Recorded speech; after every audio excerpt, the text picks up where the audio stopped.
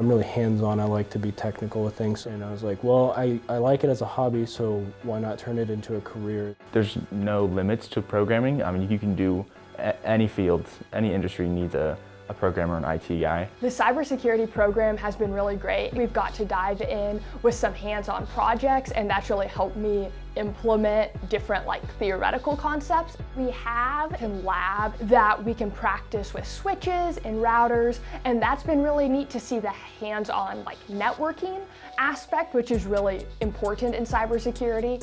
When you actually get to create something with those pieces of technology, you actually see the fruits of your labor, come to fruition, and you get to see wow, I created something, or I'm actually seeing the difference that I'm making, with this technology, and you get to see your learning exercised firsthand.